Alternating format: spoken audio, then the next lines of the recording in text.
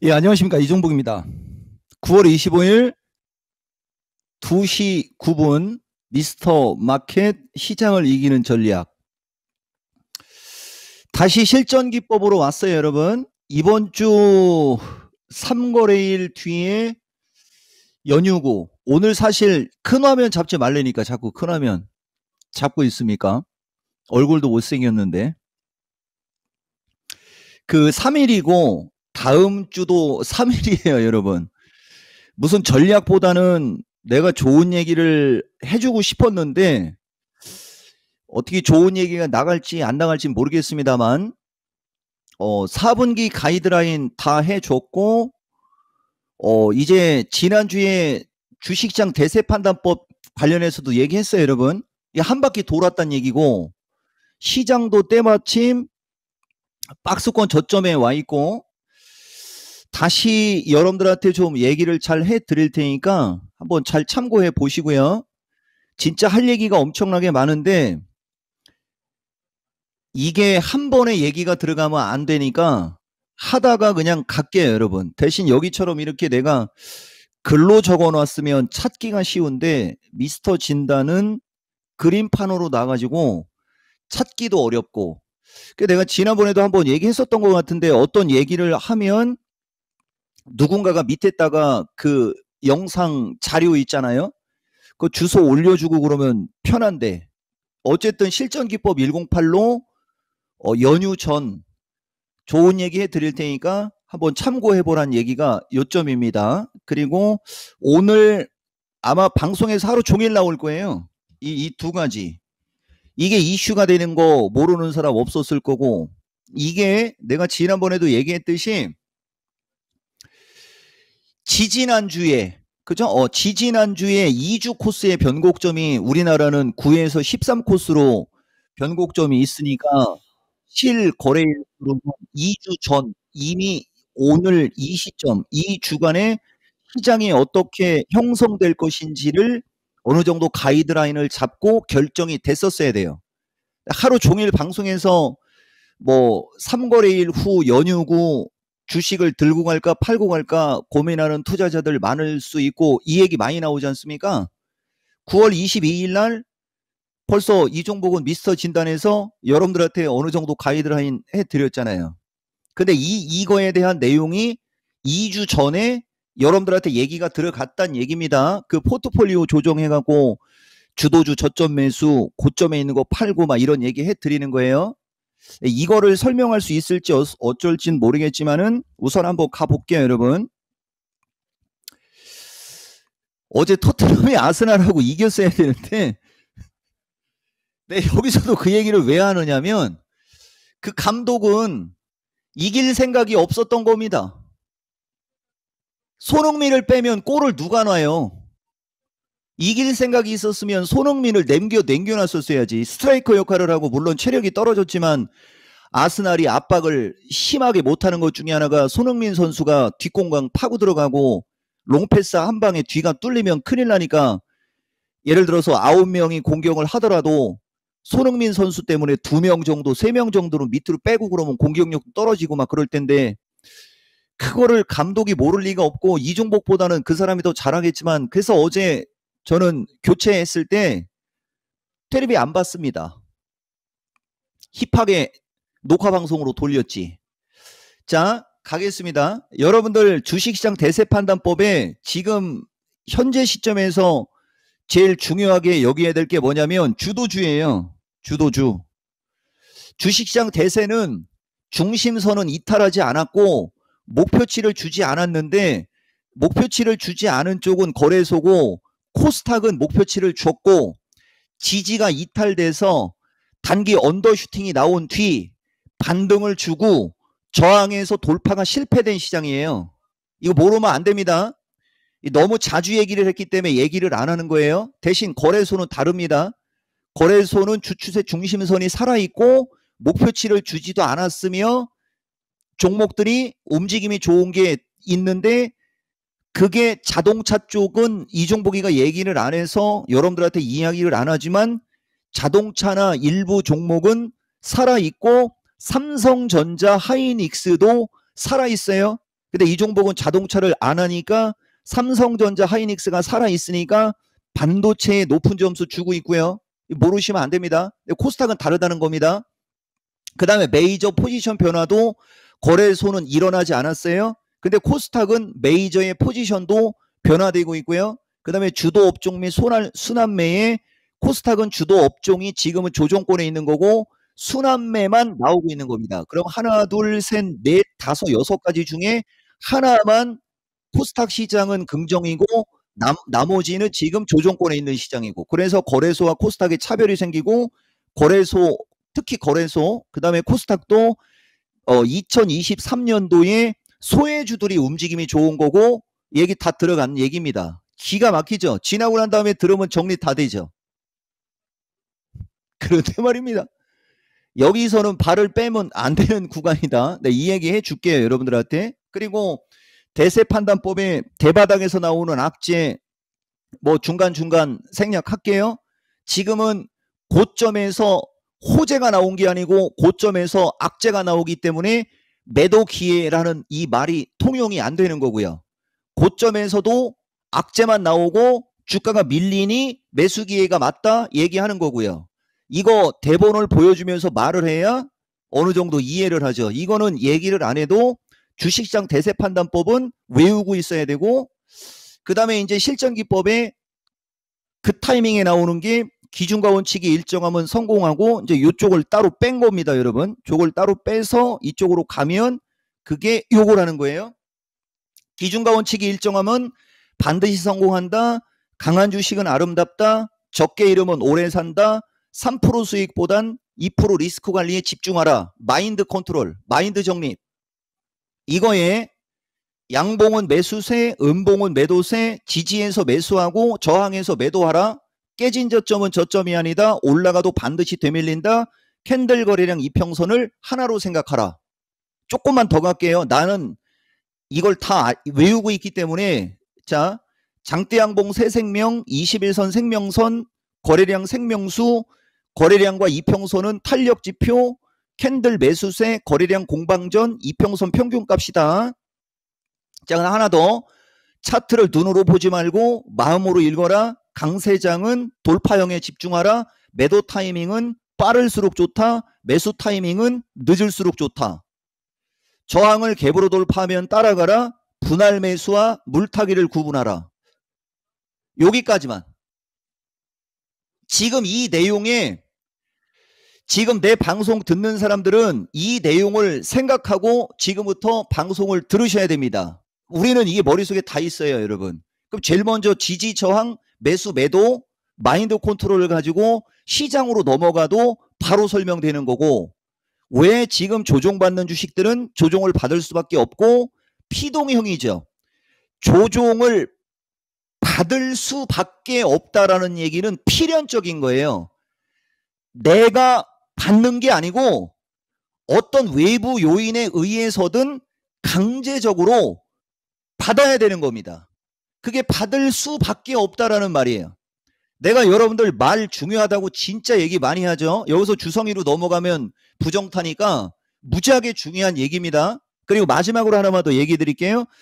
저걸 지금 따라 들어가면 안 되고, 요점을 얘기하면 지금은 정리를 해주는 거고, 마인드 컨트롤과 추석 이후의 시장의 가이드라인을 잡아야지 되는 게 중요한 겁니다. 아시겠죠? 이종복이가 금요일 날도 종목 진단에서 얘기를 했는데, 지금 레인보우가 다행히 플러스로 돌아서서 다행이지만 한번 보여줄게요.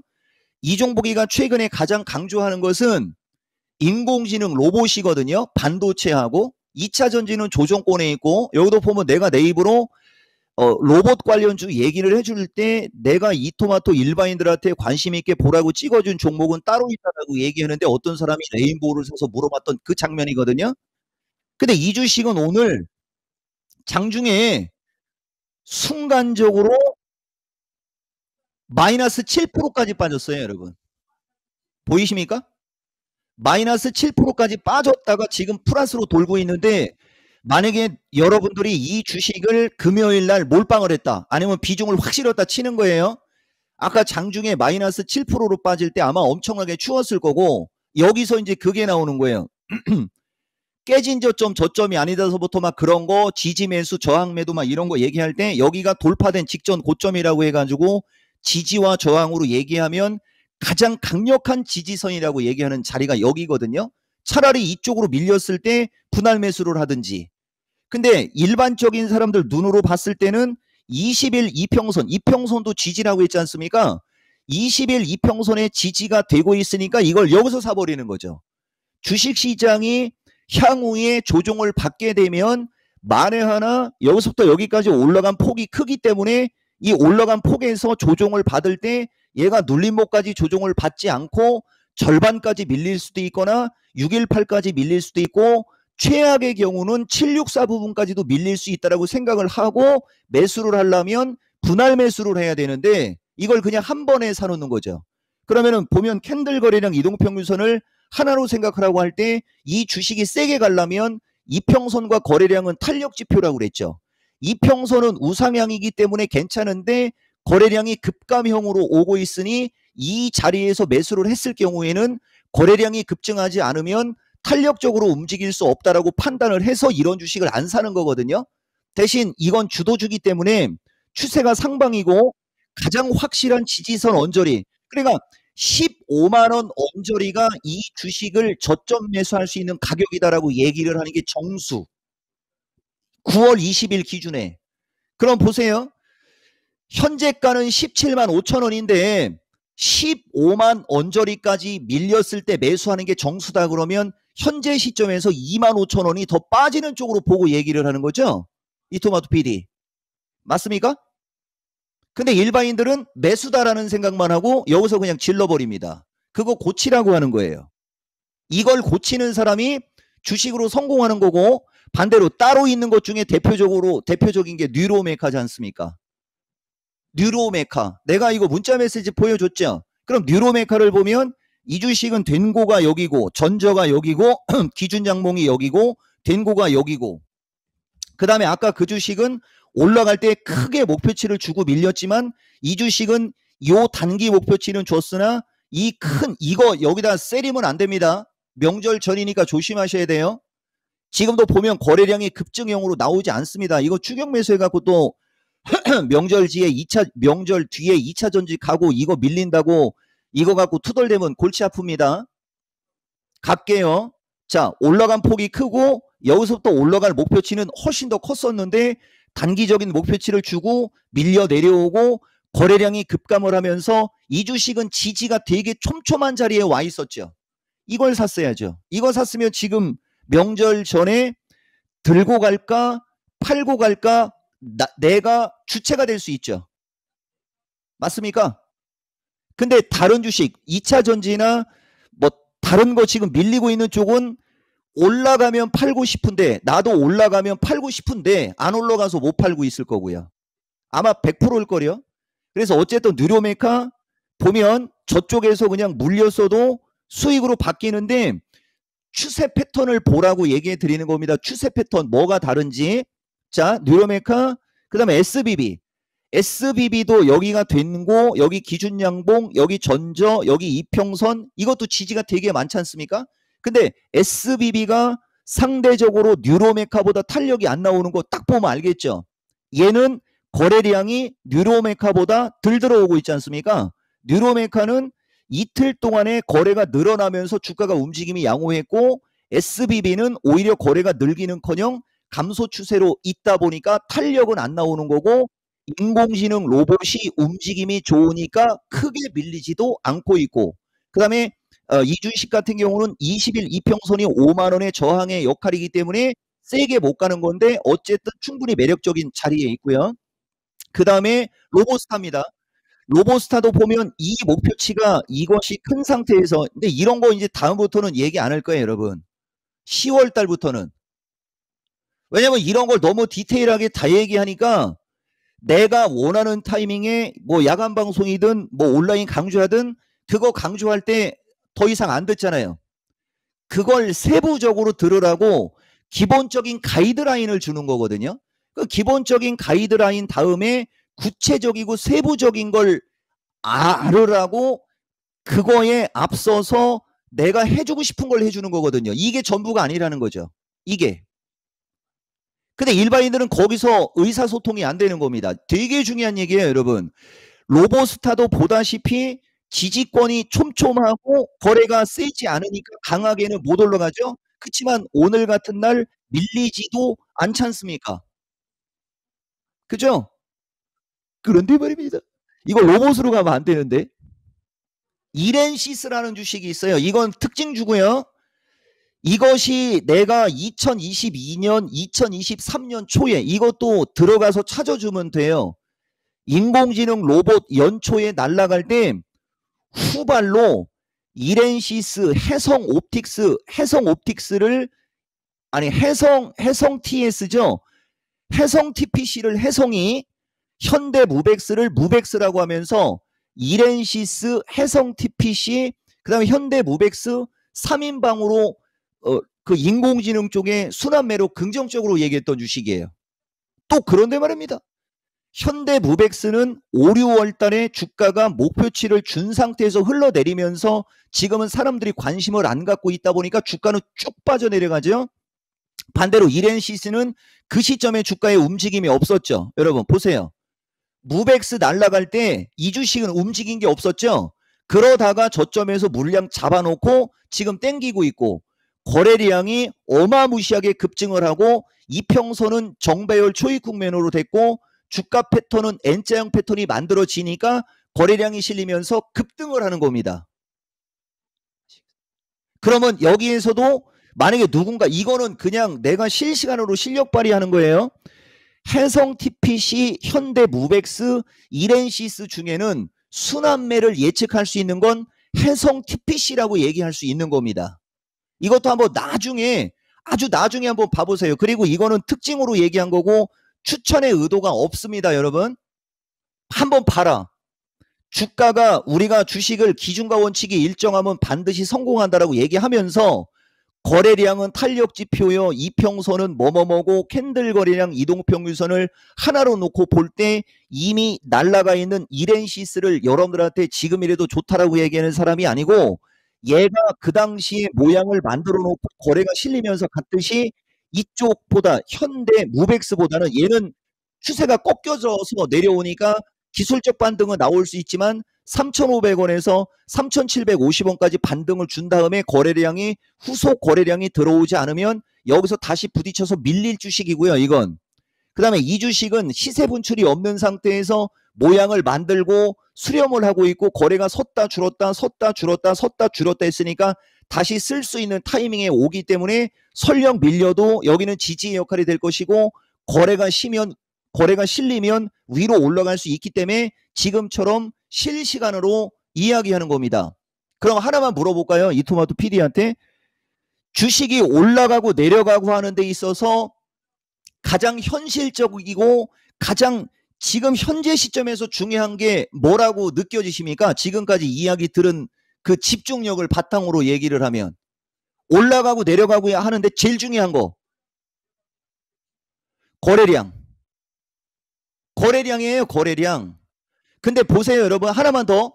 그러면 이 주식이 올라가고 내려가고 할 때 제일 중요한 건 거래량인데 이 주식이 거래량이 실리면 올라가고 거래량이 안 실리면 못 가고 할 때 이야기했던 기준으로 이야기했던 게 가장 현실적인 게 뭡니까? 내가 지금까지 얘기했던 것 중에 추세 패턴이에요. 그러니까 추세 패턴이 최소한 상승 추세 주식이든 아니면 박스권에서 움직이는 주식이든 추세가 상승 추세이거나 추세가 박스권에서 유지가 되는 주식을 찍어서 그게 종목 선정 기준이라고 하는 거예요. 그러니까 종목 선정은 이걸 화면으로 놓고 얘기를 하면 안 됩니다, 여러분. 주성이를 갖고 놓고 근데 이거 주성이 밀리라고 기도드릴 수도 있는데 오늘은 주식은 종목 선정은 펀더멘탈 추세 패턴으로 하는 거예요. 그 다음 펀더멘탈과 추세 패턴으로 종목 선정을 한 다음에는 내가 엔터를 치겠다라고 결정을 하는 건 거래량이에요. 거래량이 느는 주식에 엔터를 쳐야지 되는 거지 거래량이 줄어드는 주식은 엔터를 치더라도 어떻게 엔터를 친다? 엔터를 치더라도 어떻게 요렇게 요렇게 요렇게 요렇게가 분할로 아시겠습니까? 분할로 하는 거예요. 분할로. 요렇게 요렇게 요렇게 요렇게. 근데 분할로 주식을 사는 동안은 주가가 올라갑니까? 밀립니까? 밀리죠. 근데 거기다 대놓고 한 번에 질러놓고 안 간다고 뭐라고 하는 거지. 밀리고 있으니까 분할로 사라고 한다는 얘기는, 분할로 사라고 하는 얘기는 밀릴 수 있고 밀린다는 얘기니까 조금씩 나눠서 사라고 하는 건데, 거기다 대놓고 질러놓고 그 왜 질렀겠어요? 올라가면 크게 올라갈 수 있다라고 막 떠들어대니까 거기다 그냥 질러버리는 거지. 주식시장 분위기하고 그 주식의 추세 패턴 보지도 않고. 알겠습니까? 그런데 말입니다. 좋은 얘기 해드릴게요. 자동차는 나는 추천한 적 없어요. 특징으로 얘기해 드리는 거예요. 자, 현대차, 기아차, 글로비스, 모비스, 글로비스가 가장 눈에 확 들어오겠다, 여러분. 그죠? 글로비스도 주가가 요렇게 요렇게 직전 고점 원저리까지 갔는데, 이 직전 고점의 거래가 이만큼이었고 여기 거래가 없다 보니까 주가가 세게 못 갔고, 어쨌든 이 꼭대기에서 쫓아가는 사람들을 우리가 정수리 타법 썼다 하면서 미스터 집단에서 얘기 자주 하거든요. 사람이 여기서 쫓아 들어가게 돼 있다는 거죠. 욕심 때문에. 왜냐면은 더 갈 것 같거든. 근데 이런 식으로 직전 고점 저항까지 오고 이렇게 올라와 버렸는데 거래량이 실리지 않고 그때는 아무리 사고 싶어도 사지 말라는 얘기를 하는 거고요. 그다음에 이 주식이 20만 원에서 16만 원까지 질질질질질질 흘러내렸어요. 보이죠? 그리고 지금은 이 16만 원에서 18만 5천 원에서 19만 원대로 지금 올라가고 있지 않습니까? 그러니까 지금 한미반도체 ROT 바꿈은 안 되고, 한미반도체 이오 테크닉스, 하나 마이크론 같은 주식이 이렇게 지금 흐르고 있는 거라는 거예요. 이해가 되십니까? 여기까지. 한미반도체 기준에는 여기 언저리까지 밀렸다라고 봐도 될 거예요, 아마. 여기 언저리까지. 그리고 이오 테크닉스는 여기 언저리까지 지금 밀려 있는 거거든요. 근데 이 주식들, 이 종목은 중장기적으로 분할 매수할 수 있다, 이렇게 얘기하거든요. 분명히. 그러면 일반인들은 매수할 수 있다라는 말이 귀에 들리고 고점에서 좀 많이 밀리니까 여기다 질러버린다는 거죠. 그래놓고 이렇게 흐를 때 막 뭐라고 하는 겁니다. 그리고 나중에 올라가면 죄송합니다라고 해야 되는데 그런 사람은 없어요. 그 다음 여기도 보면 이렇게 흐르다가 결국은 왔다리 갔다리 하면서 20일 이평선을 어쨌든 밑으로 깔고 주가가 올라가기 시작하면서부터 잘 가기 시작하죠. 그러니까 이렇게 21선을 밑으로 깔을 때까지 기다렸다가 사는 게 맞는 건데, 중간 어디에서 그냥 거래가 실리면서 올라갈 수도 있으니까 한 두세 달 정도 뒤를 보고 좋은 주식이 이렇게 밀리면 분할 매수를 하라고 하는 거고, 지금 이종복이가 여러분들한테 이야기하는 게 이 전략이라는 거예요. 여기까지 납득이 좀 되십니까? 납득이 되면 습득을 해야 되는 거죠. 습득을 하면 어떻게 해야 됩니까? 전문가님 덕에 수익 봤습니다라고 고맙습니다가 나와야 되는 거죠. 여기까지 얘기할게요, 여러분. 그러니까 이렇게 되는 거예요. 보세요. 이오 테크닉스 갖고 얘기해 드릴게요. 이오 테크닉스 지금 실실 흘러내리지 않습니까? 이렇게. 그러면 이걸 완벽한 매수 타이밍을 잡으려면 21선이 빨리빨리 내려와야 돼요. 그러면 21선이 빨리빨리 내려오려면 주가가 여기서 어떻게 해야 돼요? 여기서 밀리기보다는 여기서 안 빠지고 한 4, 5일 정도만 옆으로 겨주기만 해도 21선이 이쪽으로 쭉 밀려 내려올 겁니다. 그러면서 21선을 부딪히면서 거래를 세우면서 주가가 양봉이 나올 때, 그게 캔들은 매수세, 양봉은 매수세라고 그랬잖아요. 그럴 때 매수하면 못 팔아도 15만 원에서 16만 원에 팔 수 있거든요. 이것도 바로 VOD로 남아있을 겁니다. 그러니까 이 주식은 나중에 보면 알겠지만 4분기 때로 가면 어느 시점에서 바닥이 나와버리면 아무리 못 가도 15만 원에서 16만 원까지는 올라갈 수 있어요. 이것도 만나 틀리나 가보면 압니다. 대신 4분기라고 했고 어느 시점에 가서 15만 원, 16만 원이라고 했으니 지금부터는 이걸 여기다 질러 놓으면 안 되겠죠. 이걸 하나부터 10가지를 다 얘기해 줘도 안 된다니까. 이런 걸. 이건 예를 들어서 얘기한 겁니다, 여러분. 그거에 비해서는 여기 얘기했잖아요. 하나 마이크론이 더 나는 좋다라고 얘기하는 거고요. 근데 이 주식도 마찬가지로 캔들 거래량 이평선을 놓고 보면 추세는 우상향인데 아까 레인보우 설명한 거하고 똑같이 얘기해주면 덴고는 여기고 이건 기준 양봉이 여기가 되는 거예요. 그리고 60일선이 여기에 있단 말이에요. 그리고 이 기준 양봉의 중간값이 25,000원 플러스 마이너스가 되는 거예요. 무슨 말이냐면은 주가는 상승 추세인데 단기간에 급등을 하고 눌림목 조정이 나오고 있고 거래가 급감을 하고 있으니 탄력적으로 움직일 수는 없고 지지가 여기도 지지요, 여기도 지지요, 여기도 지지가 많으니까 여기 언저리서부터 매수를 하거나 조금 더 밀릴 수도 있는 걸 인정을 하고 이쪽 어딘가에서 매수 관심을 갖든 매수를 하든 하면 이것도 나중에 왔다리 갔다리 왔다리 갔다리 지지고 볶고 지지고 볶고 오마이갓 에브리바디 니뽕 내뽕 우리뽕 거두절미 중간생략 동해물과 백두산이까지 갈게요. 27,500원에서 3만원대로 올라가나 안 올라가나 한번 보세요. 나는 얘가 아무리 여기서 지지고 볶고 지지고 볶고 지지고 볶고 해도 결국은 27,500원에서 3만원 언저리까지 위쪽으로 올라갔다 죽어도 죽는다. 이거 그대로 녹화되죠? 이제 이렇게 공격적으로는 안 할 거예요. 이거 만약에 틀려봐 여러분. 쥐구멍 찾아서 도망가야 돼요. 근데 에코프로나 저런 거 내가 마제스터가 2차 전지를 좋게 얘기하지만 에코프로 아니 마제스터는 충분히 비중 조절을 하고 고점에서 차익 실현을 아마 하라고 했을 거고 지금 다시 저점에서 노리고 있고 아마 잘하고 있을 거라고 생각하고 얘기하는 거예요. 일부 2차 전지 쪽에 대응이 잘 되게 하는 사람들 제끼고 나머지는 그 무조건 좋다며. 그리고 지금 급락하고 있잖아요. 이제 조심하라고 얘기하죠.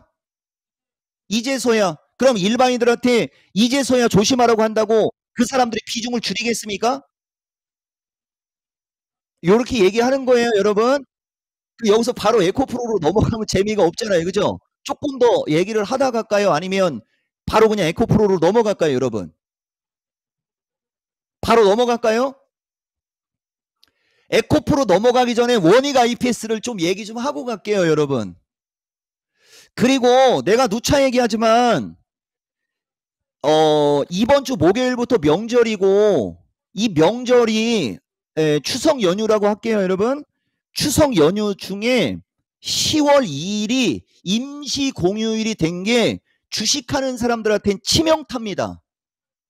거기서 장이 열렸어야 돼요. 그리고 그걸 우리가 휴일 필살기라고 해가지고 내가 파생방송 되게 오래 했다고 그랬지 않습니까? 거기서 하루라도 장이 열렸으면 이렇게 불확실성으로 종목들이 밀리지는 않았을 거예요. 근데 그 타이밍에 PC도 나오고 그 다음에 뭐죠 여러분? 뭐 지표 중요한 지표 졸트인가요? 졸트 같은 지표가 딱 그 타이밍에 나오거든요. 아마 졸트는 아마 우리 장 열렸을 때 나오나요? 10월 4일 밤에 나올지 잠깐만요. 그거 하나 보고 갈까요? 실시간이니까 여러분. 이런 졸트 같은 게 그 어느 타이밍에 나오는지까지 미리 이토마토가 알려줬었으면 좋았을 텐데.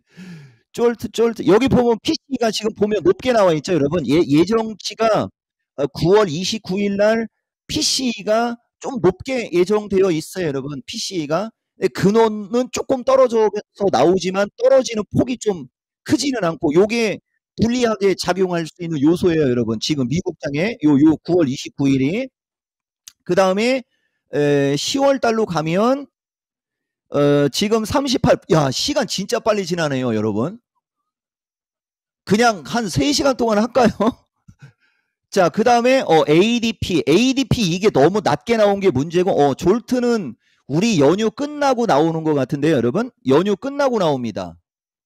그죠? 예, 연휴 끝나고 나와요. 연휴 끝나고 3일 날만 안 나오면 되는 거니까 다행이네요. 여기 나온다, 여러분. 3일 날 나오지 않습니까, 여러분? 보이죠? 10월 3일 날 구인 인원 지표가 여기서 또 나와 버려요. 그러면 주식시장에 불리하게 작용할 수 있는 게 두 개가 휴일에 예정되어 있고 미국이 차트가 좀 비리비리하니까 지금 선조정이다라고 보는 게 맞을 것 같아요. 내가 봤을 때는 이런 것도 있어요, 여러분. 자, 다시 이쪽으로 갈게요. 원익 IPS를 한마디만 하고 갈게요, 여러분. 이게 공격적으로 굳이 얘기할 필요는 없는데, 원익 IPS가 근데 이거 너무 많이 뭐 세게 하면 안 됩니다. 여러분 8월 10일 날 에스모 증권에서 목표 주가를 여기 보면 원익 IPS 밤의 끝자락에서 목표 주가 32,000원, 주가가 32,000원에 있을 때 이건 거의 하향이지 않습니까? 그죠? 예, 보세요. 8월 9일 종가가 34,000원이에요. 근데 8월 10일 아침부터 목표가를 32,000원으로 하향을 했고, 보이시죠, 여러분? 반도체 장비 적자 확대해갖고 영업 손실이 어쩌니 저쩌니 하면서 목표가 하향 정도, 그죠? 예, 큰 매력이 없고 보수적 평가 정도 하면서 기사가 8월 10일 날 나오면서 주가가 이렇게 나락으로 간 거거든요. 그런데 말입니다. 저 때가 바닥이었어요, 여러분. 그날이 지수는 그 뒤에, 종합은 그 뒤에 이렇게 흘러내렸는데 이걸 빼면 안 되는데, 뭐 그래도 그냥 보세요, 여러분. 8월 10일 타이밍 이후에 주가가 이렇게 흘러내렸죠. 8월 20 며칠까지. 근데 주식은 이렇게 올라갑니다. 오늘 에코프로 얘기해 드릴게요. 그래서 어쨌든 원익 IPS도 목표가 하향서부터 안 좋은 기사 많이 나왔기 때문에 나는 반대로 이것도 긍정으로 얘기하는 건데, 원익 IP도 보면 주가는 박스권이고요. 박스권이니까 나쁠 건 없죠. 우상향이 더 좋습니다, 여러분. 우상향이 좋은데 우상향으로 움직이다가 부정적인 레포트 받고 주가가 다시 박스권으로 회귀를 한 거라는 거예요. 근데 회귀를 한 상태에서 그렇게 나쁜 뉴스가 나왔는데도 주가가 급락하지 않고 버텨주면서 거래량이 어쨌든 급감해 있죠. 그러니까 이것도 거래가 증가하면 35,000원 넘어가는 걸로 얘기하는 거고, 그렇지 않으면 약간은 흔들릴 수는 있으나 이 약간 흔들리는 것은 매수기에다 뭐 이런 코멘트도 실시간으로 놉니다. 여러분 아시겠죠? 그리고 너무 공격적으로 하지 마시고 1차적으로 이런 얘기를 할 때 맞나 틀리나를 먼저 보세요. 일단 의심을 좀 하란 얘기예요. 그 다음에 이게 맞으면 누차 얘기했지만 4분기는 기회다라는 것도 맞을 확률이 높겠죠. 여기가 기회다라고 하는 말에 대한 신빙성을 여러분들이 한번 느껴보라는 겁니다. 그리고 모든 게 확인이 됐을 때 이 사람이 말을 하면 그건 법이 맞네, 단계를 밟고 가라는 거예요. 단계를 밟고. 이 사람이 말하는 것은 중기적으로 지금은 밀리는 게 기회다라고 얘기했더니 그거 조금 밀렸다고, 요 주성이 그거 조금 밀렸다고 에코프로 들어간 사람들은 지금 나락으로 가갖고 지금 추석 연휴 때 지금 고향에 가야 되나 말아야 되나 고민하고 있는데, 이 주성 엔지니어링 같은 주식 갖고 있으면서 그런 얘기하면 그건 아니지 라는 얘기 해줄게요. 자, 에코프로로 바로 가겠습니다. 에코프로 BM이 오늘 왜 급락이 나오느냐면, 공포에, 이제 얘기했지 않습니까? 이제 이쪽 2차전지 관련주들 보세요. 연휴 됐겠다. 이거 나는 편들어 주는 건 아닙니다. 아시겠습니까? 편들어 주는 건 아니고 밀리고 있는 타이밍에 왜 밀리는지와 하필이면 이렇게 밀리고 있는 타이밍에 그것도 연휴를 앞두고 굳이 잘난 척 하느냐고 매도 레포트를 쓸 필요가 없는 거 아니냐라는 얘기 해주는 거예요. 이럴 때 이제 이 종목은 일반인들 편인 겁니다. 이럴 때 이거 여기서 추세 약화돼 갖고 흘러내리는 거 누가 몰라? 이거 맞춰놓고 명절이 편하냐? 아니 뻔히 주가가 고점이 나와서 흘러내리고 있고 지금 연휴 때문에 불확실하고, 미국 시장 어차피 연휴 때 그 지표 안 좋은 거 나오고 연준 의원들 매파 발언하면서 미국 시장 흘러내리는데 이거 매도 레포트 써갖고 밀려 자랑할 거요? 그런 레포트를 어서 썼어야 된다는 얘기예요, 여러분. 이 종목 얘기가. 내가 누차 얘기하지만 올라갈 때는 레포트 못 쓰잖아. 올라갈 때는 못 써요. 이건 여러분들 편들어 주는 게 아니고 이 매도 레포트 나오는 타이밍도 기가 막히다는 거예요, 여러분.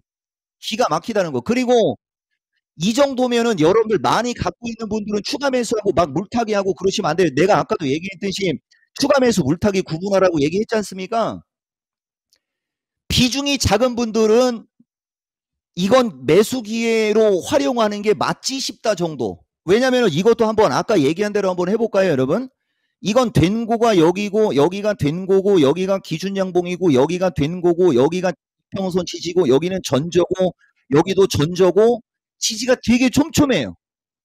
그래서 원래 지금 이 자리에서는 지지가 촘촘하기 때문에 사람들이 되게 관심을 많이 갖고 있는 그런 위치거든요. 위치 자체가. 근데 이제 연휴가 이제 불확실해 갖고 조금 빨리 들어간 분들이 레포트에 이렇게 밀릴 때도 이제 여기서 우리가 하나만 얘기해 볼게요, 여러분. 심리라는 게 그런 거예요. 투자 심리라는 게 그런 거거든요. 심리적으로 지금 심리 얘기하다가 물 먹는 거예요, 여러분.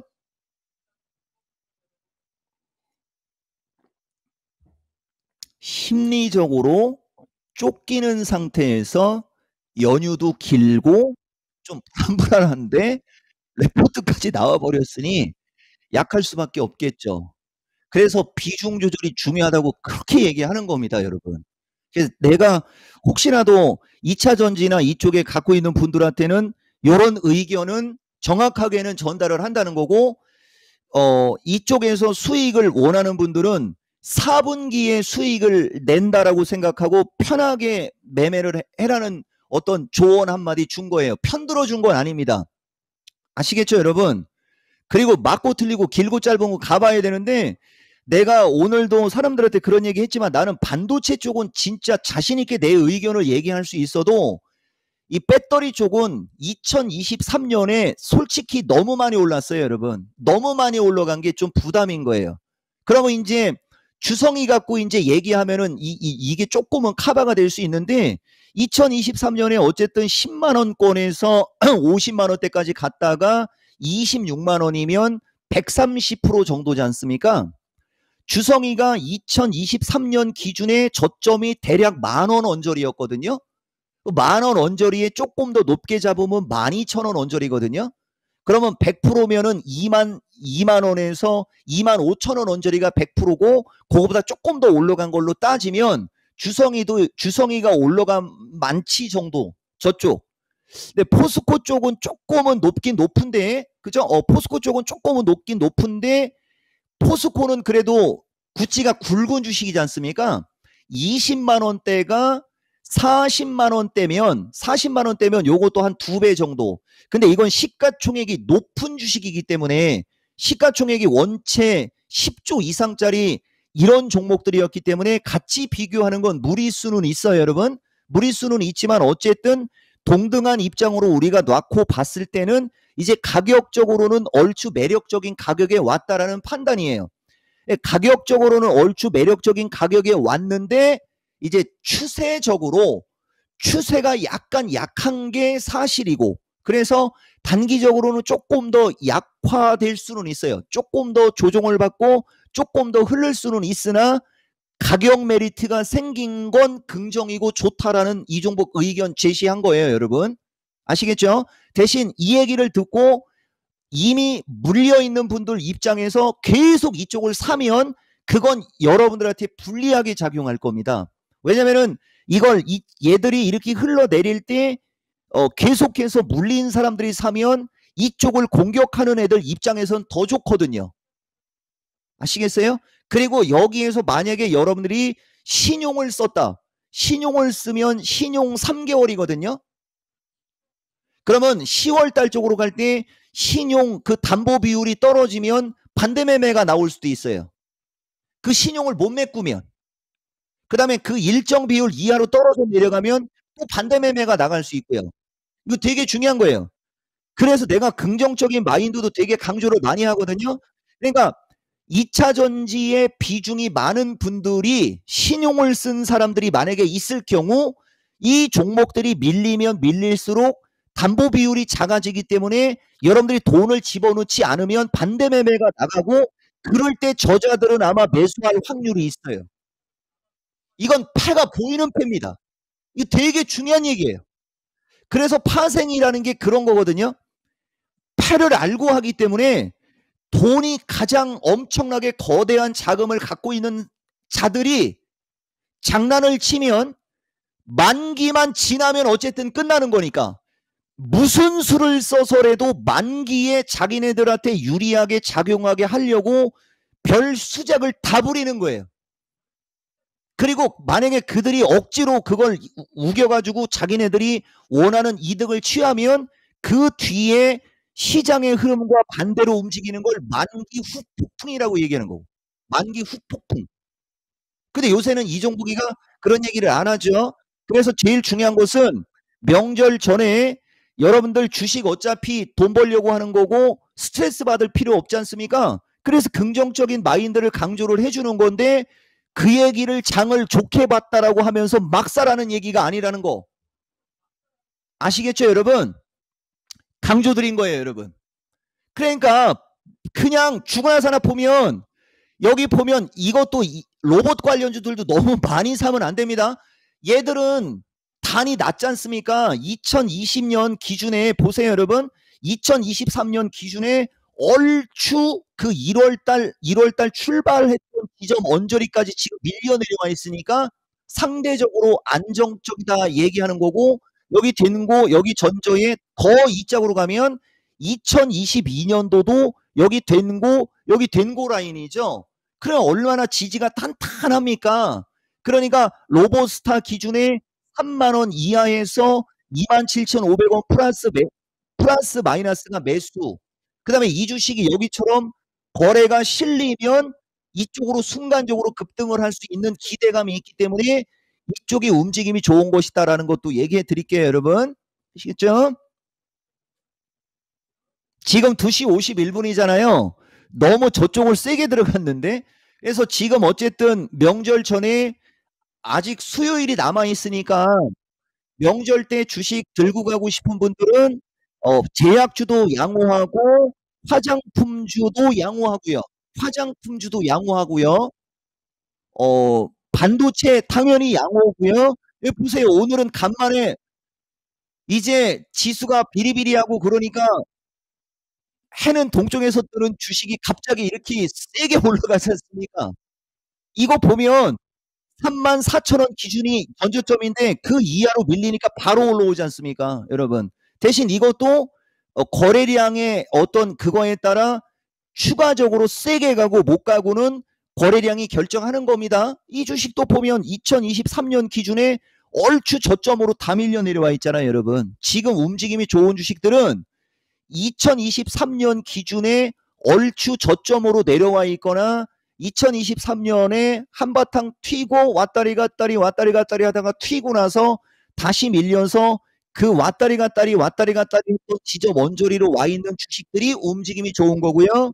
아까도 자동차로 얘기했지만 기아차 같은 경우도 지수가 신고가 갈 때 상봉으로 이산가족 상봉으로 밀린 상태에서 241선 언저리에서 왔다리 갔다리 하다가 21선을 누이고 거래량을 약간 실어주면서 이제 올라가고 있는 걸 보셔야 되고요.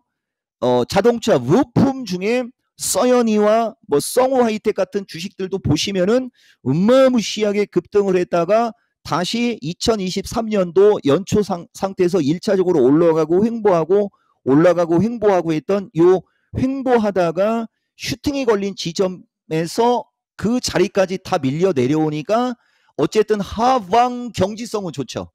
그래서 저쪽 배터리 관련주 쪽도 매도 레포트만 안 나왔으면 오늘처럼 세게 밀리지는 아마 않았을 거예요. 그리고 마지막으로 삼성전자도 7월 말에서 8월 달로 갈 때 먼저 빠지고 올라갔다가 다시 그 저점 언저리까지 와 있고요. 보면. 그러니까 2023년도가 중요한 거예요, 여러분. 2023년도 기준에 연초 대비 적게 올라간 주식들, 연초 대비 어느 정도 올라갔다가 다시 어느 정도로 밀려 있는 주식들이 지지권에서 움직임이 양호한 게 특징이니까 낙폭과대 매력이 있는 섹터가 연휴 전에도 움직임이 좋은 것이다. 이렇게 여러분들한테 말씀드릴 수 있는 거예요, 여러분. 근데 이런 일이 왜 벌어지느냐? 아까도 얘기했듯이 연휴가 길은 게 문제가 되는 거예요, 여러분. 연휴가 길은 게. 그래서 내가 지난 미스터 진단에서 여러분들한테 강조한 것은 비중의 중요성, 타이밍의 중요성, 주도주의 중요성, 수급의 중요성, 주세 패턴의 중요성 얘기했던 겁니다. 그 수급과 지표는 환율로 알 수 있고 지수가 very very 연휴 전에도 very very 하는데 환율이 급등하지 않고 있는 게 긍정 요소고요. 결국은 비중, 타이밍, 주도주에서 여러분들이 한번 보세요. 비중을 얼만큼 실었냐. 그냥 정상적으로 욕심을 내지 않고 한 1, 20% 정도 들어갔다. 아, 문제될 게 뭐가 있습니까? 화수 타이밍으로 하면서 조금 더 밀리면 너무 많이 사면 안 돼요, 여러분. 한 30 정도 채우면 되는 거고요. 그 다음에 타이밍. 이렇게 연휴 전에 불확실성으로 인해서 종목들이 흘러내릴 수 있음을 미리 인지를 하고 있었다면 먼저 확 안 샀어야 된다는 거예요. 지금 이번 주에 종목들이 흐를 때 비중을 채우려면 채우고 말라면 말았어야 된다는 얘기 하는 겁니다. 보면 여러분들 비중도 너무 빨리 실었고 타이밍도 너무 빨리 잡아서 레인보우 같은 것도 그분 물어봤을 때 주도주를 들어갔음에도 좀 불안한 심리를 겪을 수밖에 없었던 거죠. 그 주식은 비중과 타이밍이 그렇게 중요한 거예요. 그리고 주도주라면 무서울 건 없다는 거죠. 어차피 갈 건 그쪽밖에 없는 거니까. 그런데 말입니다. 시간이 다 됐습니다, 여러분. 그래서 여러분들한테 해주고 싶은 것은 조급함을 다스려라. 조급함을 다스려야 주식으로 성공한다. 어차피 주식은 올라가면 내려가고 내려가면 올라가거든요. 시간 한 1, 2분 남았죠? 나는 기회라고 보고 지금 연휴 불확실성으로 인해서 주식이 밀리는 거고 내가 보는 주도주가는 2차 전지를 제외하면 얼추 지지권에 왔고 매수 타이밍이 맞다라고 얘기하는 사람이에요. 그리고 2차 전지는 가격이 높아서 조금 거시기 했는데 이제 가격이 빠지고 증권사에서 매도 레포트까지 고맙게 나와주니 무서울 건 없죠. 다만 문제는 비중입니다. 비중 얘기 이종복이가 엄청 자주 얘기한 거 아시죠, 여러분? 명절 전에 자기 의견을 이렇게 정확하게 얘기하는 사람도 흔치 않을 거예요. 다 발빼거나 조금 조심조심 하면서 내가 얘기했잖아요. 명절 전에 현금 한 30은 갖고 가시는 게 좋을 것 같아요. 이런 얘기 누가 할지 몰라서 안 합니까? 그런 얘기 어차피 해봤자 일반인들이 주식 비중을 줄입니까? 이미 고점에 물려갖고 나락으로 가고 있는데 이미 줄이려면 그 지수가 346쪽으로 왔을 때 줄였어야 된다니까. 거기서 줄였어야 된다니까요. 그러니까 요까지만 얘기할게요, 여러분. 그리고 여기 보면 이거의 뒷받침 얘기가 여기 있습니다. 8월 27일 공개 방송할 때 이종국 나스닥 시장 박스권 줬어요. 오히려 나스닥 시장 고점 넘어간다고 떠들어댔을 걸 아마 여기서 여러분 8월 달쯤에 나는 그런 얘기 안 해요. 보시면 8월 27일 날 나스닥 시장 분석해주면서 올라갈 수도 있고 밀릴 수도 있지만 올라가거나 밀리는 게 아니고 저점은 14,400을 기준으로 고점은 15,500 플러스 마이너스를 기준으로 왔다리 갔다리 아니 여기서는 왔다리 갔다리가 아니고 오르락 내리락 하면서 에너지를 모으면서 오마이갓 에브리바디 하나의 사이클 완성 얘기하고 있는 거 보이시죠? 8월 27일입니다. 8월 27일 이후에 내가 8월 27일이면 이쪽 타이밍이거든요, 여러분. 이날이지 않습니까? 14,900 타이밍이에요. 여기서 15,600인가 얼마까지 갔다가 지금 밀리고 있는 거예요, 여러분. 기가 막히죠?